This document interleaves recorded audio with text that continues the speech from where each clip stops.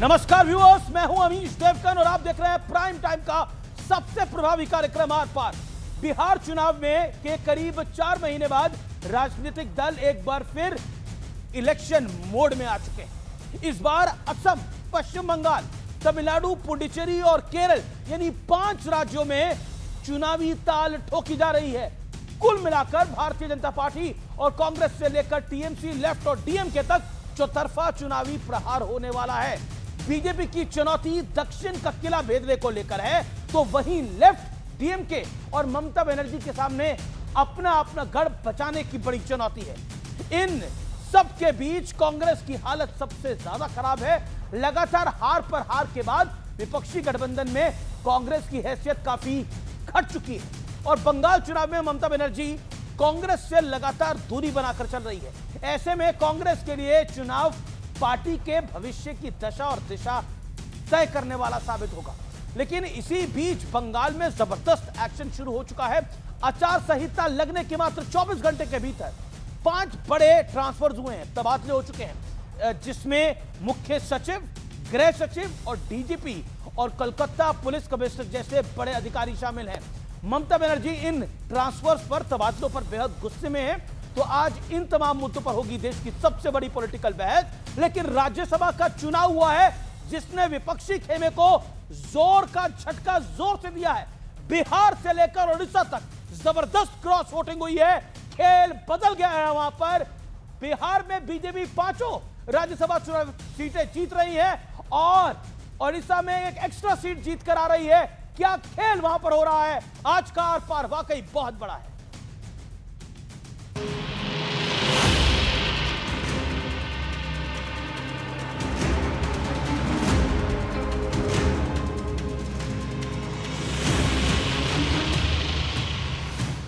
राज्यों में चुनावी बिगुल बज चुका है। असम, पश्चिम बंगाल, तमिलनाडु, पुडुचेरी और केरल में चुनावी तारीखों का ऐलान हो चुका है। लेकिन सबसे बड़ा एक्शन बंगाल में दिखा है। चुनाव की घोषणा के मात्र 12 घंटे के भीतर देर रात 4 बड़े अधिकारियों के तबादले हो गए और 24 घंटे पूरे होने से पहले ही पश्चिम बंगाल के डीजीपी का तबादला भी हो गया। कुल मिलाकर बंगाल में नए मुख्य सचिव, नए गृह सचिव, नए डीजीपी, कोलकाता के नए पुलिस कमिश्नर और नए डीजी लॉ एंड ऑर्डर ने मोर्चा संभाल लिया है। टीएमसी और दूसरे विपक्षी दल इस पर सवाल खड़े कर रहे हैं। They have all the power to do it. They can also say I'm wearing a blue shirt and not a white shirt. संसद में ये मुद्दा उठाने के बाद टीएमसी सांसदों ने पूरे दिन के लिए सदन से वॉकआउट भी किया। भारतीय जनता पार्टी चुनाव आयोग से मिलकर के बंगाल में अधिकारियों को हटा रही होगी, लेकिन बंगाल की जनता आदरणीय ममता बनर्जी जी को अच्छे वोटों से ऐतिहासिक जीत दिलाने का काम करेगी। 4 राज्यों का और 1 यूनियन टेरिटरी का अनाउंस किया है, पर जो कार्रवाई हो रही है तबादले की, वो सिर्फ वेस्ट बंगाल में हो रही है। महाराष्ट्र में जब चुनाव हुए थे, महाराष्ट्र को नया डीजीपी दिया था और महाराष्ट्र को नए चीफ सेक्रेटरी भी दिए थे। महाराष्ट्र में होने के बाद हमने उसको स्वीकारा और हम चुनाव के सामने गए। चुनाव आयोग मेरे जैसा लोग रहे तो मैं ममता बनर्जी को ही अपदस्थ करके पावर विहीन अभी भर चुनाव करवा दूं, क्योंकि ये सत्ता के बगैर चुनाव जीत नहीं सकती। ये तो सप्लायर बन गई पूरे देश में बांग्लादेशी मुसलमान, रोहिंग्या मुसलमानों को भेजने वाली। चुनावी मौसम में नए नए सियासी समीकरण भी दिखाई दे रहे हैं। राज्यसभा चुनाव के बीच एआईएमआईएम के बिहार प्रदेश अध्यक्ष और विधायक अख्तरुल ईमान ने तेजस्वी यादव को इफ्तार पार्टी का न्योता भेजा तो वो तुरंत पहुंच गए। एआईएम पार्टी की तरफ से अख्तरुल साहब ने हम लोगों को निमंत्रण दिया था इफ्तार पर, और हम लोग जो है आज यहाँ इफ्तार में यहाँ पहुंचे हैं। हालांकि बिहार के चुनाव में जब ओवैसी की पार्टी गठबंधन की अपील कर रही थी, तब कांग्रेस और आरजेडी वाले अलायंस ने इन्हें ठेंगा दिखा दिया था। इस बीच राज्यसभा चुनाव में क्रॉस वोटिंग की खबरों ने भी विपक्ष की सांसें अटका दी है। तो आज इन तमाम मुद्दों पर होगी देश की सबसे बड़ी बहस। आया चुनाव, लाया टकराव। तो चुनाव आया है, टकराव लेके आया है, लेकिन कैसे, आइए बताते हैं चुनाव के प्रभाव का संपूर्ण विश्लेषण। कांग्रेस असम और केरल में 10 साल से सत्ता से बाहर है कांग्रेस पार्टी। पिछले 12 साल में कांग्रेस अपने बूते पे मात्र 7 राज्यों में चुनाव जीती है। इस चुनाव में परफॉर्म नहीं किया तो विपक्षी अलायंस में हैसियत जमीन पर आएगी और ज्यादा, और कार्यकर्ताओं का मनोबल पूरी तरह से टूट जाएगा। यह कांग्रेस पार्टी के लिए। टीएमसी के लिए महत्वपूर्ण यह है 70 विधायकों के साथ बीजेपी बंगाल में मुख्य विपक्षी दल है। अगर सत्ता का खेल पलटा तो टीएमसी की स्थिति सीपीएम जैसा होती थी वैसी हो सकती है, या फिर अभी हाल ही में जो बीजू जनता दल का हाल हो रहा है वैसी हो सकती है। और क्रॉस वोटिंग आज के राज्यसभा चुनाव में भी हो गई है। लगभग 8 बीजेडी विधायकों ने क्रॉस वोटिंग करी है। भारतीय जनता पार्टी की बात कर लेते हैं। 21 राज्यों में बीजेपी या फिर एनडीए की सरकारें हैं, लेकिन बंगाल और दक्षिण में सत्ता का लगातार सूखा है।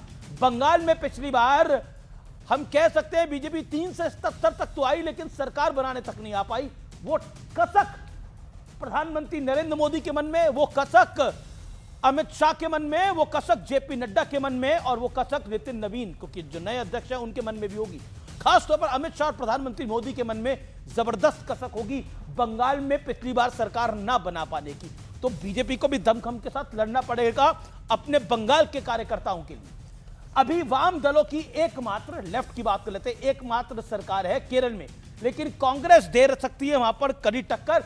हालांकि भारतीय जनता पार्टी ने भी बड़े इनरोड्स करे हैं। केरल के 600 से अधिक स्थानीय निकायों में बीजेपी की जीत है।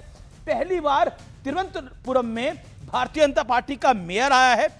केरल में बीजेपी की बढ़ती ताकत, 10 साल की सत्ता विरोधी लहर लेफ्ट के लिए बड़ा खतरा है, और कांग्रेस को भी यहां एक बड़ी ऑप्शन दिखती है सरकार में आने की। चलिए डीएमके की बात कर लेते हैं। सुपरस्टार विजय की सियासी पारी डीएमके की सिरदर्दी बढ़ा सकती है। यहां पर बीजेपी एआईडीएमके पहले से एक है। अगर विजय साथ आए तो स्टालिन के लिए चुनौती बहुत बड़ी हो जाएगी, और वहां पर बड़ा सवाल खड़ा हो जाएगा, क्या स्टालिन वापस आएंगे कि नहीं आएंगे। लेकिन बड़ा सवाल यह है कि विपक्ष के लिए 5 राज्यों का चुनाव करो या मरो जैसा है, इसमें कोई दो राय नहीं है। इसमें कोई दो राय नहीं है, चाहे वो टीएमसी हो, चाहे वो लेफ्ट हो, चाहे वो डीएमके हो, और चाहे वो कांग्रेस पार्टी हो। यानी इस पूरे विपक्षी दलों के लिए यह बड़ा चुनाव है। लेकिन बड़ी खबर बिहार से आ रही है इस समय। बिहार से बड़ा अपडेट है, बिहार से बहुत बड़ी सियासी खबर है, बड़ी सियासी डेवलपमेंट है।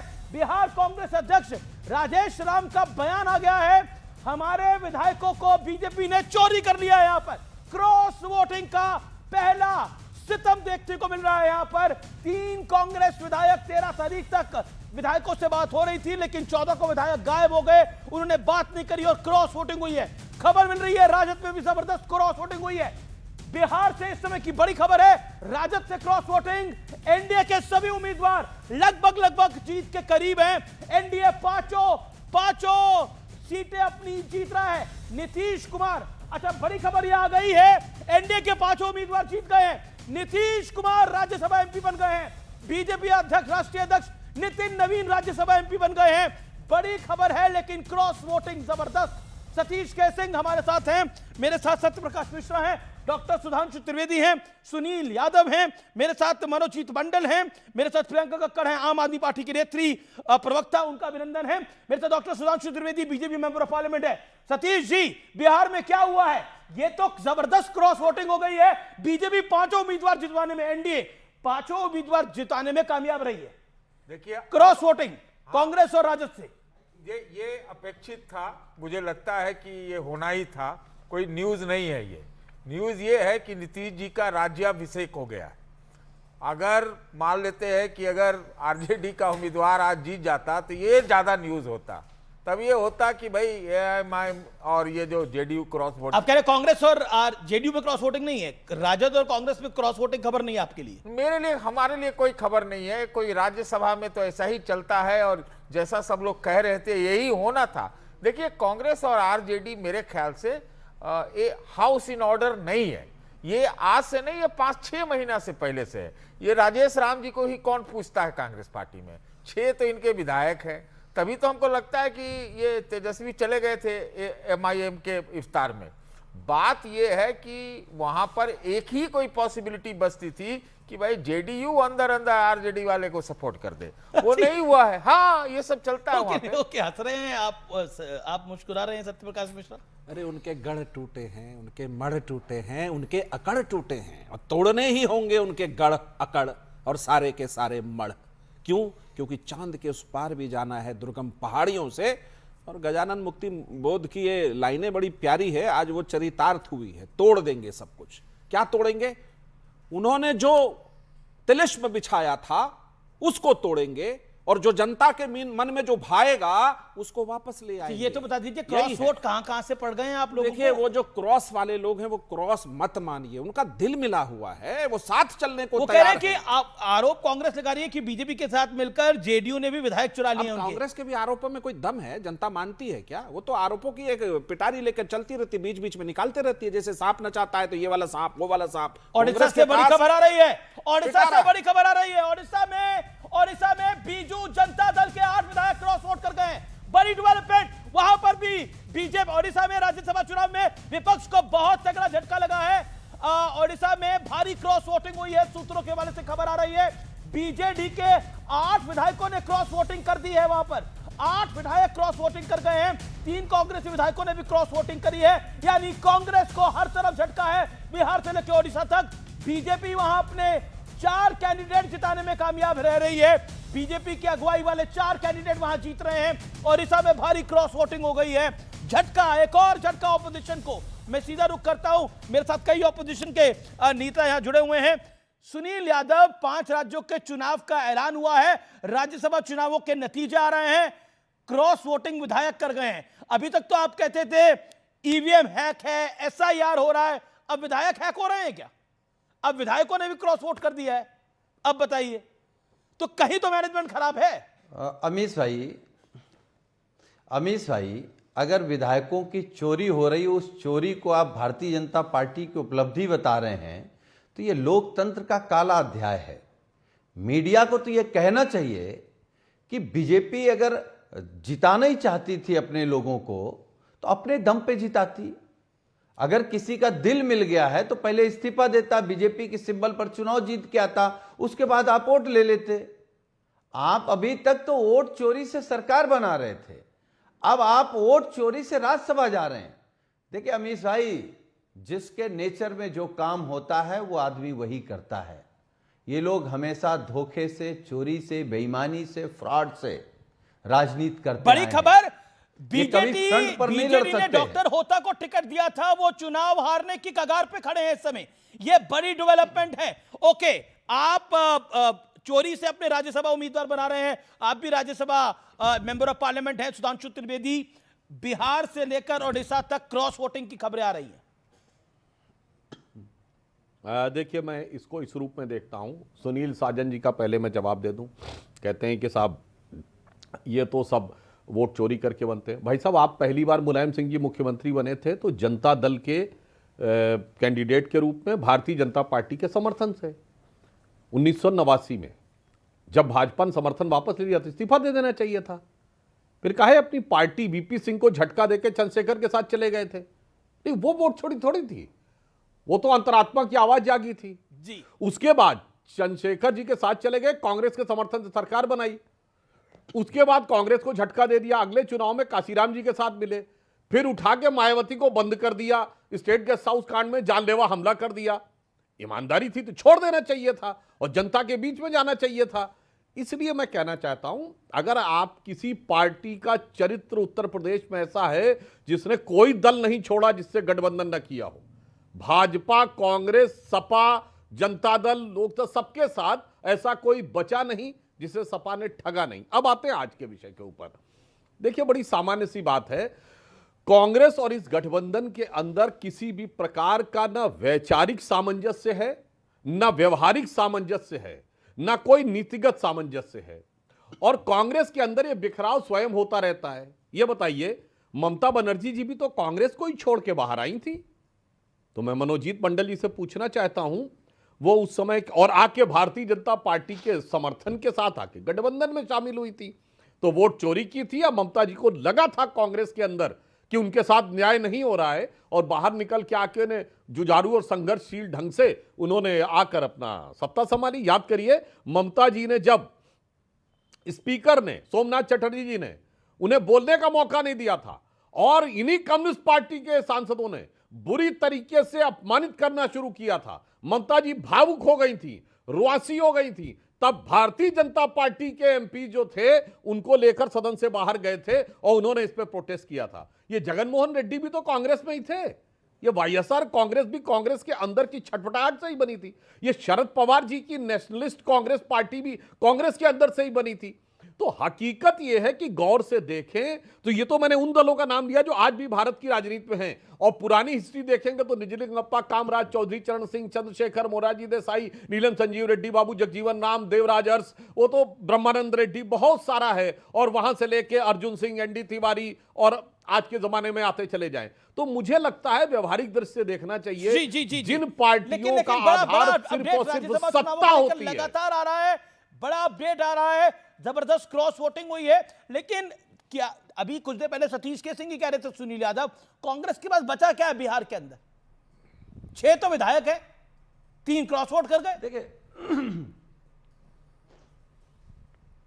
देखिए अमीश भाई, सवाल ये नहीं कि बचा क्या है क्या नहीं बचा, ये तो कांग्रेस से आप पूछिए, लेकिन हम ये कह रहे हैं कि जो भारतीय जनता पार्टी संस्कारों की बात करती है, मर्यादा की बात करती है, आचरण की बात करती है, उसका एक ही सिद्धांत है कि वो वोट चोरी करिए, आप विधायक चोरी करिए, पैसे से, धमका करके, ब्लैकमेलिंग से आप इस तरीके जीतना चाहते हैं और आप हमसे सवाल कर रहे हैं। ये सवाल आपको बीजेपी से करना चाहिए। एक बिल्कुल बीजेपी से सवाल पूछे, लेकिन अगर बीजेपी का एनडीए के कैंडिडेट जीत रहे हैं, बिहार में एनडीए के 5 कैंडिडेट जीत रहे हैं, और अगर ओडिशा में बीजेपी के 4 कैंडिडेट जीत रहे हैं, 3 बीजेपी के और 1 इंडिपेंडेंट जो कि सपोर्टेड बाय बीजेपी एंड उनके अलायंस द्वारा वो जीत रहे हैं, तो बीजेपी क्या बोले, हम जीतने नहीं देंगे। That is the election management यही होता है। देखिए अमीश भाई, बीजेपी ने जो परंपरा भारतीय राजनीति में शुरू की है, और आज मेरी बात इस बात को याद रखिएगा, जब कभी बीजेपी विपक्ष में जाएगी, ये एक भी एमएलसी और राज्यसभा का चुनाव नहीं जीत पाएंगे। एक भी अगर जीत जाए तो मुझे बता देना, इन्हीं के फार्मूले से इन्हीं को हरा देंगे। तो मानते, अगर इनका राष्ट्रीय अध्यक्ष भी अगर चुनाव लड़ेगा वो भी हार जाएगा। ओके सुधांशु त्रिवेदी, मैं बिल्कुल आपको बता रहा हूं, सतीश जी आप कुछ कहना चाह रहे हैं, लेकिन सुनील भाई एक लाइन कह दूं। सुनील भाई, आपने कहा तो मैं याद दिलाना चाहता हूं, यूपी में राज्यसभा का चुनाव हुआ था 2024 में, हम भी उसी में चुन के आए, और आपके विधायकों ने क्रॉस वोटिंग की। भाई साहब, ये चोरी नहीं थी, वोट दिखा के देना होता है राज्यसभा में। आपकी पार्टी का प्रतिनिधि इलेक्शन एजेंट वहां बैठा होता है, शिवपाल यादव जी बैठे हुए थे, आपके विधायकों ने उनको दिखा के वोट दिया, चोरी नहीं थी। और उससे पहले विधायकों ने कहा कि आपके 3 कैंडिडेट थे, रामजी लाल सुमन जी, जया बच्चन जी और आलोक रंजन जी, उन्होंने कहा इसमें पीडीए कहां है, आपके विधायकों का दिया हुआ बयान था। तो जो समस्या अंदर की है वो न चोरी थी, वो तो एलानिया गए, नीतियों से मतभेद होके गए। और रही बात इसकी, आपने कहा जब कभी भविष्य आएंगे, तो सुनील जी विनम्रता से मैं कहता हूं, हम लंबे समय विपक्ष में रहे, हमारे कितने विधायकों ने क्रॉस वोटिंग की बताइए, हमारे कितने विधायकों ने पार्टी छोड़ी। भारतीय जनता पार्टी जनसंघ के जमाने से पिछले 75 साल से 1951 ऑनवर्ड्स एकमेव पॉलिटिकल पार्टी है भारत की राजनीति का जिसका आज तक वर्टिकल डिवीजन नहीं हुआ। आज तक कभी पार्टी में वर्टिकल डिवीजन नहीं हुआ।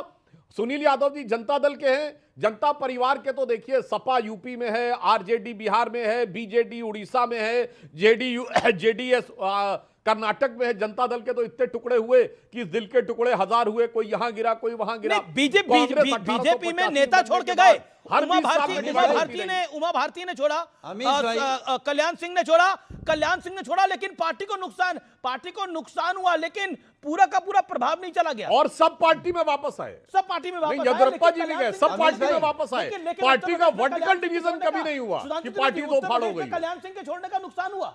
कल्याण सिंह जब मुलायम सिंह यादव जी के साथ चले गए, कल्याण सिंह के छोड़ने का नुकसान हुआ बीजेपी को। मतलब ये तो आप एग्री करेंगे।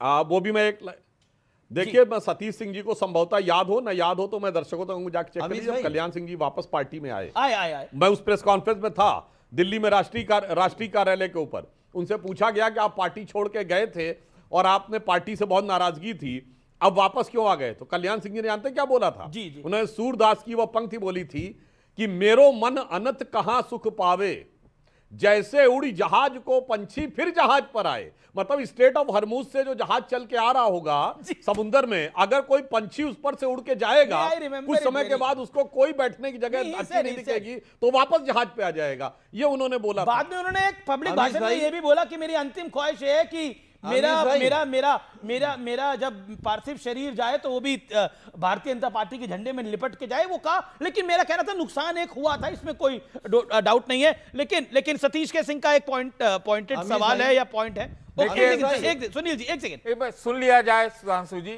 सुनील यादव कुछ कह रहे हैं, मैं जवाब तो दे दूं। देखिए, बात है कि आपने इतने गिना दिए कांग्रेस वालों के और बाकी पार्टियों के। अब आप जब हाई मोरल ग्राउंड लेते हैं, आप कोई ग्राउंड ले लीजिए, लेकिन ये जो पेशेवर राजनीति है ना, उसमें आप हाई मोरल ग्राउंड मत लीजिए। आपका भी जम्मू कश्मीर से नीचे तक उठाएं तो एक एक पार्टी जो आपके साथ रही उसके साथ क्या व्यवहार हुआ और क्या रहा, वो सब गिनाने की जरूरत नहीं। इतना ना टाइम दे पाएंगे ये, ना हम अपना बोल पाएंगे। मोटी बात ये है कि सुनिए ना, अभी तो क्रॉस वोटिंग वही बहुत बड़ी बात मेरे ख्याल से तो अब रही नहीं। आपको तो 65,000 करोड़ रुपया का चंदा, वो कह रहे एक दो गिनवा दीजिए ना, वो कह रहे एक दो गिनवाइए। क्या? अरे गिनती नहीं भाई, एक दो गिनवा दीजिए। इनके साथ डीएमके था, इनके साथ एआईडीएमके था, पीडीपी था, एनसी था, नहीं था क्या? अब वैसे गिनाने लगे तो नीचे तक चले जाएंगे, इसलिए हम नहीं कर जा रहे उसमें। बात मोटी है, इन्होंने हॉर्मुज का नाम ले लिया, बड़ा अच्छा किया। क्रॉस वोटिंग कोई मुद्दा नहीं है, ये बताइए कि कितने जहाज क्रॉस कर रहे हैं हॉर्मुज से, ये ज्यादा महत्वपूर्ण है। एक तो कर गया है वैसे, एक कर गया, नहीं दो आ गए हैं, दो आ गए हैं, दो आ गए, दूसरा भी दो रास्ते में है। सुधांशु जी, नंदा देवी और शिवालिक, जी नंदा देवी और शिवालिक दो आ गए हैं। ईरान के विदेश मंत्री ने कह दिया है कि भारत हमारा मित्र है, हम भारतीय जहाजों को ले जाने दे रहे हैं। तो आप भी कह दीजिए हमारा ईरान मित्र है। मैं कह दूं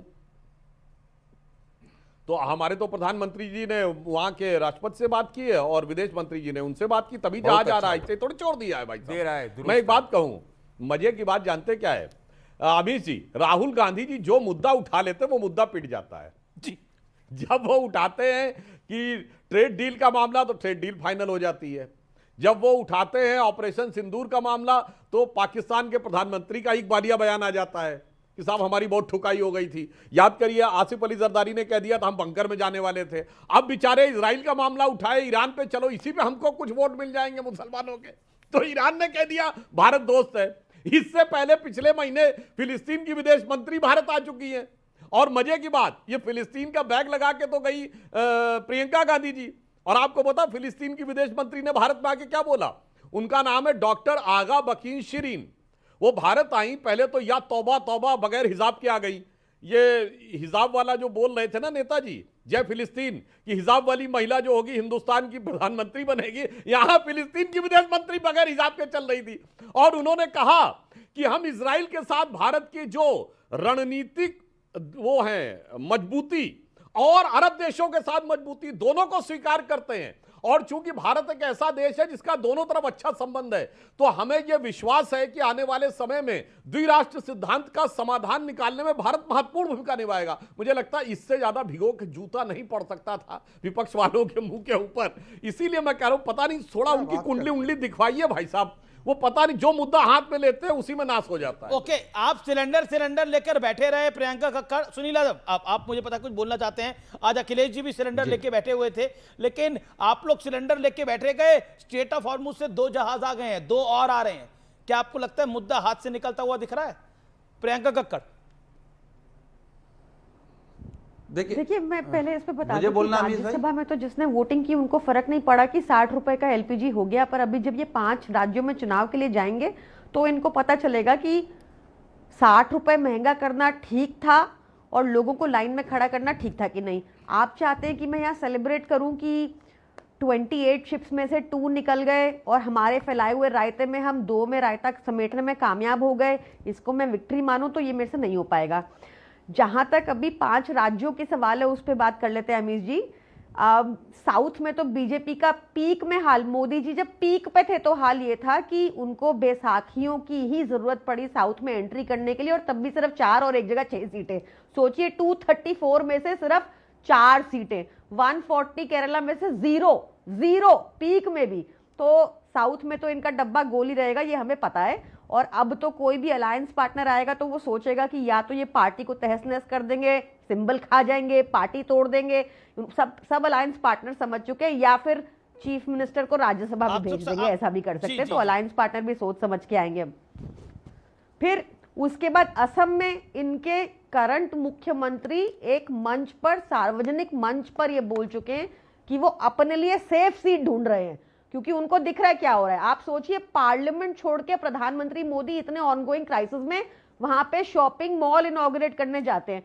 सोचिए कि वहां पे 9,000 रुपए अनाउंस करते हैं, क्योंकि उनको दिख रहा है कि वहां पे क्या हालत है। नहीं तो यही अनाउंस कर देते, गुजरात में भी यही अनाउंस कर दे, बंगाल में भी यही अनाउंस कर दे, अपने बाकी स्टेट्स में। वहां नहीं करेंगे। बंगाल में इन्होंने रातों रात डीजीपी बदला, होम सेक्रेटरी बदला, इन्होंने 60-70 लाख वोट काट दिए। उसके बाद भी सोचिए कि ओपिनियन पोल कह रहे हैं कि ये हारेंगे। तो किस बात की सेलिब्रेशन है? राज्यसभा में अगर जीत गए राज्यसभा, तो ये पीएम केयर फंड से भी जीत जाते हैं। आपने कई सारे मुद्दों को मिला दिया, आपने कई सारे मुद्दों को मिला दिया। एक एक करके जवाब ले लेते हैं। पश्चिम बंगाल में बड़े प्रशासनिक फेरबदल हैं। ओके, सुधांशु त्रिवेदी आपका जवाब। देखिए, जो प्रशासनिक फेरबदल है वो चुनाव आयोग समय समय पे करता। मैं याद दिलाना चाहता हूं 2022 में उसने उत्तर प्रदेश में भी होम सेक्रेटरी बदला था, गुजरात में भी होम सेक्रेटरी बदला था। तो इसमें ऐसी किसी भी चीज के ऊपर इस ढंग से देखना मेरे विचार से उचित नहीं है, उसको ऑब्जेक्टिवली देखना चाहिए। जहां तक प्रियंका जी ने कहा वोट काटने की बात, तो जिनके वोट कटे वो सामने आए ना, बताएं कि साहब हमारा वोट ये था, मेरे पास आधार है। मगर लाखों के वोट कटते हैं और सैकड़ों भी सामने नहीं आते हैं, दर्जन भर भी लोग सामने नहीं आते हैं। और राज्यसभा के लिए मैं प्रियंका जी की पार्टी के लिए कहना चाहूंगा, अमीश जी आप याद करिए, मनीष सिसोदिया जी उप मुख्यमंत्री थे, आपके चैनल का कॉन्क्लेव चल रहा था और राज्यसभा हुई तो उनसे कहा गया साहब आपने किन लोगों को दे दिया और महत्वपूर्ण लोगों को नहीं दिया। तो मनीष सिसोदिया जी ने कहा था नहीं ऐसा नहीं, जो लोग टीवी पे आते हैं उन्हीं का योगदान है, जो रैलियों में भाषण करते हैं उनका भी योगदान है, अन्य लोगों का भी योगदान है। तो मैंने उनसे पूछा था, जो आम आदमी पार्टी के ऊपर राज्यसभा के संदर्भ में बड़ा लागू होता है, कि भाई साहब ये बताइए जिन लोगों को आप राज्यसभा देते हैं उनका योग ज्यादा होता है या दान ज्यादा होता है? तब समझ में आया कि किस प्रकार का योगदान होता है जो आम आदमी पार्टी। अरे राज्यसभा तो आम आदमी की पार्टी की बड़ी दुखती रख है। देखिए हरभजन सिंह इनकी राज्यसभा के अंदर, केजरीवाल जी जेल गए, उन्होंने कोई बयान नहीं दिया। राघव चड्ढा तो मतलब वो अभी आम आदमी पार्टी में हैं सिद्धांतिक तौर पर तो, लेकिन उनकी क्या एक्टिविटी है ये भी सबको पता ही है। और स्वाति मालीवाल जो है वो, हाँ स्वाति मालीवाल जी हैं, वो भी विद्रोही हुई हैं एक तरह से। हाँ उनके साथ दुर्व्यवहार हुआ। आई मीन टू से उनके साथ दुर्व्यवहार हुआ, सीएम हाउस में हमला हुआ उनके पर, निकाला नहीं उनको। I take my words back. मैं लेकिन राज्यसभा में तो इनका मतलब, आप प्रियंका कक्कड़ क्या बोलेंगी राज्यसभा पे? मतलब इनकी राज्यसभा की चॉइस तो मतलब काफी क्वेश्चनेबल है, इसमें कोई डाउट नहीं है। It has not help party, it has help the leaders, but party की तो मदद नहीं हो पाई। एक संजय सिंह को छोड़ के मेयर तो किसी की आवाज नहीं सुनता। इमोरल नहीं है बीजेपी की तरह। अभी 10 साल पुरानी पार्टी है हमारी। 10 साल में बीजेपी का क्या हालत था? 31 इयर्स तो इनको लग गए नेशनल पार्टी बनने में ही। हम अंडर 10 इयर्स बन गए, हमसे कंपेयर कर रहे हैं। नहीं, मैं किसी से कंपेयर नहीं कर रहा, मैं तो आपके राज्यसभा एमपीज की बात कर रहा हूं। नहीं तो आप इमोरालिटी को भी तो आप जस्टिफाई कर रहे हैं ना। बीजेपी मैं तो इमोरालिटी की, मैं तो आपकी बात कर रहा हूं कि राज्यसभा चुनाव पे आप क्या बोलेंगी? राघव चड्ढा क्या कर रहे हैं? वो हमारा मामला, हम निपट लेंगे। मैं कह रहा हूं ना, स्वाति मालीवाल क्या कर रही है? वो तो सीधा बीजेपी की बैटिंग कर रही है, वो तो सबको दिखता है, उसमें क्या है? वो तो सबको ही दिखता है। कोई बीजेपी की बैटिंग कर रहा है, कोई अपनी बैटिंग कर रहा है, कोई अपनी पीआर कर रहा है, यही सब चल रहा है। आपकी राज्यसभा में तो नहीं, कोई मुझे अपनी पता है पीआर कि करके हमसे ही उम्मीदें अपनी ज्यादा पीआर हैं। से ही काम चला रहा है। मुझे पता है कि लेकिन हमसे all उम्मीदें said and ज्यादा हैं, done, that is हमसे not सवाल important ज्यादा for me, होते हैं। and that is not important. There are 546 MPs, we all respect them.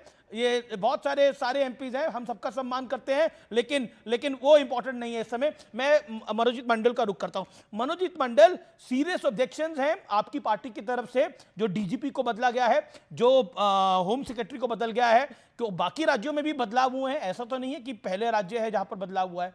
और हमें पता है कि पिछली बार विधानसभा चुनाव के नतीजे आने के बाद किस तरह की रक्त रंजिश हुई थी। 3 दिन तक हिंदुओं को घसीट के मारा गया था। कहां पर इस तरह का बदलाव हुई है पिछले 10-12 साल जब बीजेपी आए? अब दिखा दीजिए, chief secretary, home secretary, police commissioner, DGP और क्या क्या नहीं, और डीएम, एडीएम, सब कितना सारा बदलाव हुआ है 10 सालों में। दिखा दीजिए आंकड़े। ये बीजेपी के चाल है, लेकिन कुछ नहीं होने वाला है। बीजेपी के पुरानी चाल है बंगाल के लिए। से पहले ये क्या है भाई? अरे 20 मिनट तक बैठा रखा है, 20 सेकंड में नहीं बोलने देना है। मेरे को मत बुलाइए। बीजेपी के ये पुरानी चाल है, कम नहीं हुई और इस बार भी कम नहीं है। लोगों को दिल से कैसे निकालोगी? पुलिस ऑफिसर का हटाओगे 2 महीने के लिए, चीफ सेक्रेटरी का हटाओगे 2 महीने के लिए, लोगों को कितने सालों के लिए हटाएंगे? सब ममता दी और अभिषेक बनर्जी भी दिल में बस के आ है। कुछ नहीं होने वाला है। लिख के रख लीजिए, 5 तारीख को आ रहा हूं आपकी चैनल पे, दिखा दीजिए 230 से ज्यादा सीट लेके टीएमसी आएगी आपको।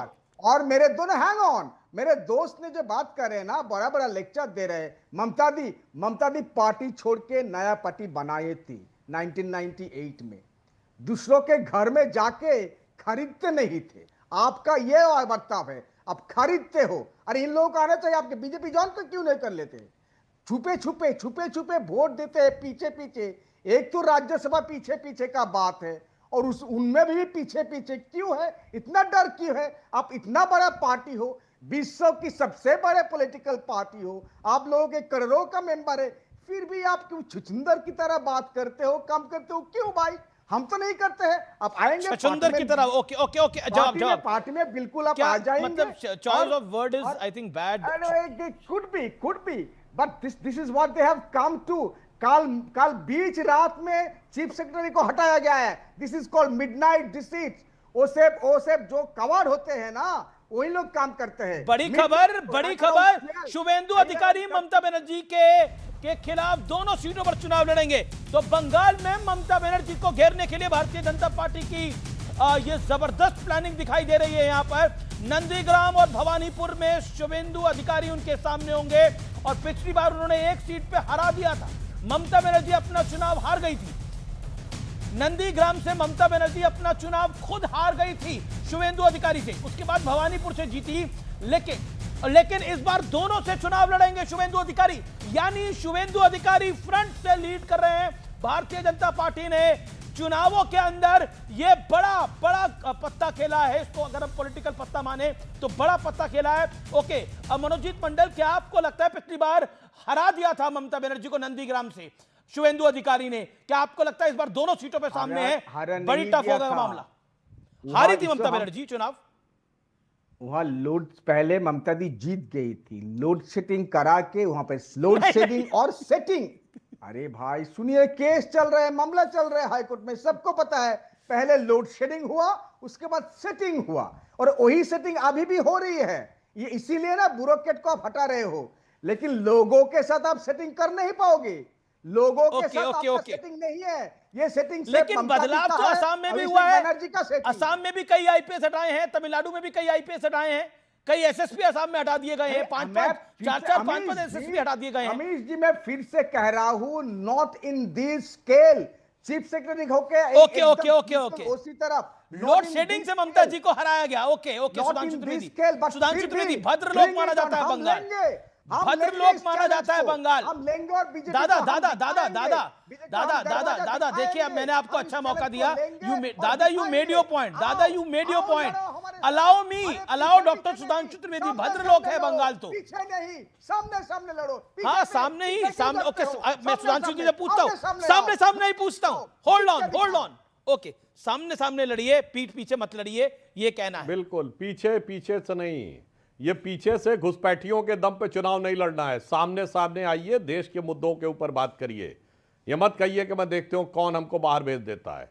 ये बैक एंड से चुनाव की बजाय सीधे चुनाव लेके आना चाहिए। मगर जो मनोजीत मंडल जी ने कहा कि नॉट ऑन दिस स्केल, तो मैं उनको याद दिलाना चाहता हूं, ममता बनर्जी जी एक ऐसी मुख्यमंत्री हैं जिनके पुलिस कमिश्नर से जब सीबीआई पूछताछ करने के लिए आई थी तो वो धरने पे आके बैठ गई थी। No chief minister has acted on this scale. उनके अधिकारियों से जब पूछताछ के लिए आई, उन्होंने वो सीधे जाके धरने पे बैठ गई।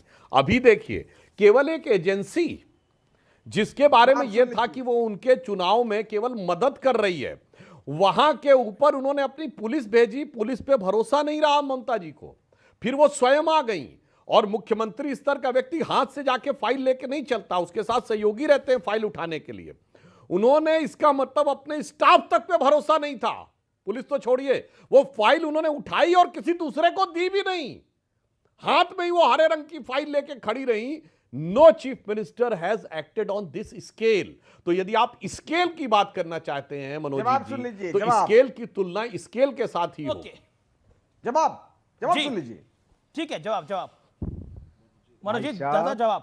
तो राजीव कुमार के बारे में आप बोल रहे थे 2019 में, 2019 क्या हुआ केस में, दिखा दीजिए। आप कैसे लोगों को बदनाम करते हो, एक ब्राइटेस्ट पुलिस ऑफिसर का बदनाम किए हो, आज तक भी कुछ नतीजा नहीं निकला। इसीलिए हम गए थे। और यहां पर भी जो 2-3 महीने पहले हुआ कलकत्ता में, क्या हुआ भाई साहब, दिखा दीजिए। सुप्रीम कोर्ट में केस चल रही है, कैसे लोगों को बदनाम करते हो। नहीं, पर नहीं, एक सेकंड, मनोजीत मंडल, नहीं, कोर्ट रिलीफ दे, अलग बात है, लेकिन मुख्यमंत्री जाएगा, हरी फाइल उठा के ले आएगा, उसके साथ पुलिस कमिश्नर जाएगा, वो भी बर्दाश्त नहीं होगा। नहीं, एक सेकंड, ऐसा हमने नहीं देखा, एक सेकंड। दूसरा मनोजीत, दादा, हमने ये भी नहीं देखा बंगाल में आप जब 2021 में, दादा सवाल सुनना पड़ेगा, इसलिए आप जीतते हो इलेक्शन। दादा, मनोजीत मंडल, देखिए, आप 2021 में विधानसभा चुनाव होता है, नतीजे आते हैं, टीएमसी चुनाव जीत जाती है, बहुत बहुत शुभकामनाएं आपको, चुनाव आप जीत गए। लेकिन उसके बाद जो वायलेंस होती है, स्पेशली अगेंस्ट आपके जो ऑपोजिशन लीडर्स हैं, उनके खिलाफ जो वायलेंस होती है, और सिर्फ बीजेपी नहीं, कांग्रेस के नेताओं के साथ भी वायलेंस होती है, कांग्रेस के नेताओं के साथ भी वायलेंस होती है। कांग्रेस की क्या मजबूरी है जो अपने कार्यकर्ताओं के लिए वो नहीं बोल सकते, मैं नहीं जानता, लेकिन कांग्रेस के कार्यकर्ताओं के साथ वायलेंस होती है, लेफ्ट के कार्यकर्ताओं के साथ वायलेंस होती है। अधीर बाबू ने कई बार बोला, अधीर रंजन चौधरी ने बोला, फॉर्मर एलओपी ने, मतलब, और हिंदुओं को वहां पे हिंदुओं को मारा जाता है और कुछ नहीं कहता, प्रशासन पुलिस सब साथ हो जाता है। इन्होंने पालतू कुत्ते तक मारे हैं वेस्ट बंगाल चुनाव के नतीजे के बाद। फोड़ करने वाला, इन्होंने पालतू कुत्ते तक मारे हैं, एक कार्यकर्ता को मारा, उसके कुत्ते को मारा। वेस्ट बंगाल में न्यायपूर्ण और साफ सुथरा चुनाव कराना चुनाव आयोग के लिए चुनौती है। और जिस कमिश्नर और डीजीपी की ये हवाला दे रहे हैं, ममता जी फाइल लेके भाग रही थी तो कौन था साथ में?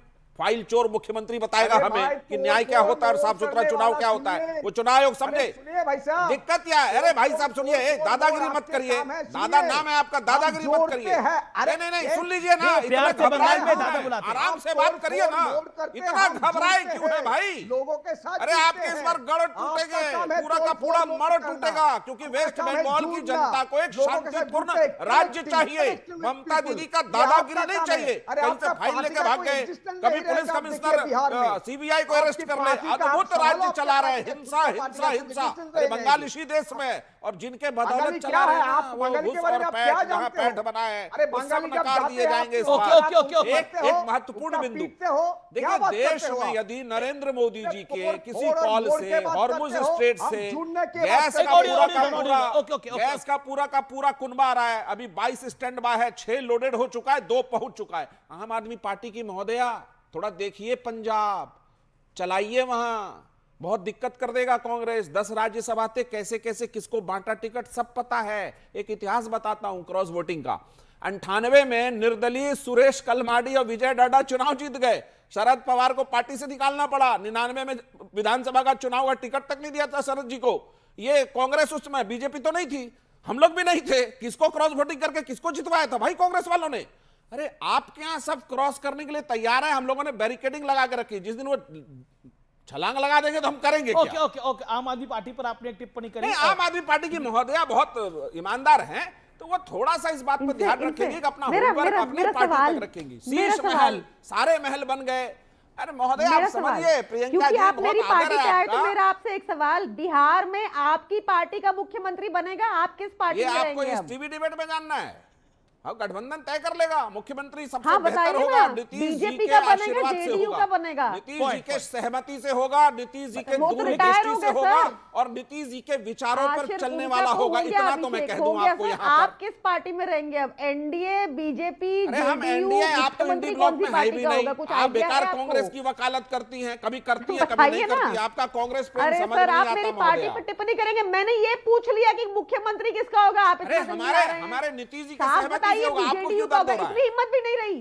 अरे बिहार का होगा, सबसे लोकप्रिय होगा, नीतीश जी की सहमति से होगा, उनके विचारों पर चलने वाला होगा। सत्यप्रकाश मिश्रा, सत्यप्रकाश, ओके, ऑल सत्यप्रकाश जी, दुख तो हो रहा होगा कि आपका एक सीएम था और वो अब राज्यसभा में आ गए, दुख तो हो रहा होगा। चलिए प्रियंका को आप कुछ भी कह दीजिए, लेकिन थोड़ा तो मतलब मन में वेदना तो होगी कि नीतीश जी मुख्यमंत्री थे, अब फॉर्मर हो जाएंगे।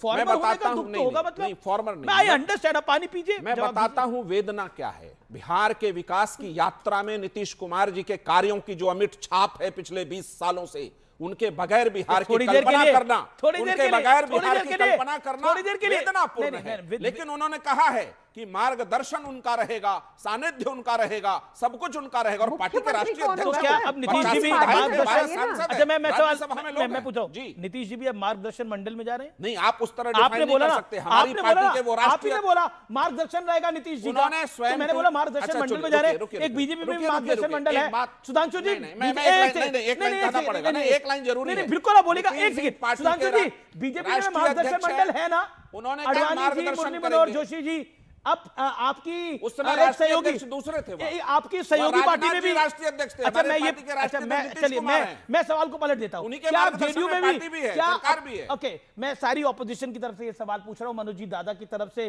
सुनील यादव की तरफ से, प्रियंका कक्कड़ की तरफ से, और मतलब देश की तरफ से भी, क्या जेडीयू में भी मार्गदर्शन मंडल होगा क्या? जेडीयू के राष्ट्रीय अध्यक्ष है नीतीश कुमार, सर्वमान्य नेता हैं। उन्होंने कहा है अपने ट्वीट में मार्गदर्शन करेंगे, उनकी पार्टी है, उन्होंने चलाया है, बनाया है, वही सब कुछ है। सुनील यादव, एक मुझे पता है सतीश जी आप कुछ बोलना चाहते हैं, लेकिन सुनील यादव भी कुछ बोलना चाहते हैं। Allow him for 50 second. Sunil Yadav, new मार्गदर्शन मंडल इज कमिंग अप। नहीं, ये शब्द ठीक नहीं है। नहीं, बीजेपी में है, आपने तकलीफ हो रही है। बीजेपी के राष्ट्रीय अध्यक्ष कौन थे जब ये हुआ? राजनाथ सिंह जी राष्ट्रीय अध्यक्ष थे, मोदी जी प्रधानमंत्री बने, उन्होंने तय किया कि हमारे ये वरिष्ठ नेता मार्गदर्शन में होंगे। या नीतीश जी राष्ट्रीय अध्यक्ष है, सर्वमान्य नेता है जेडीयू के, उन्होंने स्वयं कहा कि मैं मार्गदर्शन करूंगा। आप इतने आप इमोशनल हो गए। आप इमोशनल तो है नीतीश जी को लेके, आप इसको अलग ढंग से परिभाषित कर रहे हैं।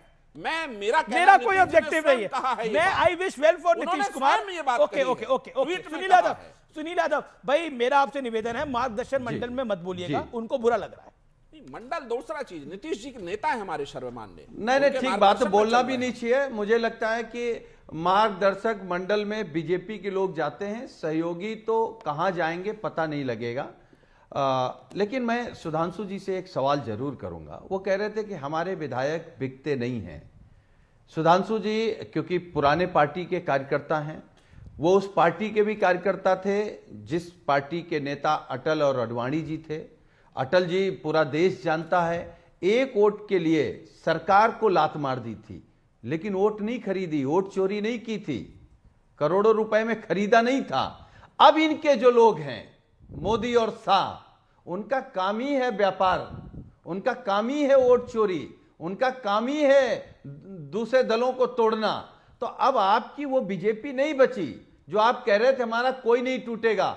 मैं फिर कह रहा हूं आज कार्यक्रम में, आप जाएंगे 2027 में विपक्ष में उत्तर प्रदेश में, एक भी एमएलसी और एक भी राज्यसभा जिता करके देखिएगा, आपके फार्मूले से आपको हराएंगे। ओके सुधांशु जी, तब आप चिल्लाते रहेंगे, फार्मूला आप ही का होगा। देखिए मुझे लग रहा है कि सुनील जी जो बार बार इस बात को रिपीट कर रहे हैं, उसमें यथार्थ कम, झुंझुलाहट ज्यादा नजर आ रही है। पहले मैं नीतीश कुमार जी की बात का उत्तर दे दूं। नहीं। देखिए, नीतीश कुमार जी ने पहले अटल जी की बात करिए। बनाया है 2 दशक तक। हाँ, मैं दोनों अभी वो बता के तब आपकी बात करता हूं। 2 दशक तक बिहार के मुख्यमंत्री रहने के बाद अपराजेय और अजेय मुख्यमंत्री के रूप में वो केंद्र में आए हैं। जैसे मोदी जी 12 वर्ष तक निरंतर मुख्यमंत्री रहने के बाद अपराजेय, यानी चुनाव जिताने के बाद 2012 के बाद भारतीय राजनीति में आए थे। इसलिए नीतीश कुमार जी के किसी भी कंट्रीब्यूशन को कम करने का प्रयास बिल्कुल आपकी बात सही है, लेकिन डिफरेंस है, नरेंद्र मोदी प्रधानमंत्री बनकर आए थे, प्रधानमंत्री के कैंडिडेट बनकर आए थे। नीतीश कुमार प्रधानमंत्री के कैंडिडेट बनकर नहीं आ रहे हैं यहाँ पर। अगर आ रहे हैं तो that is news to me.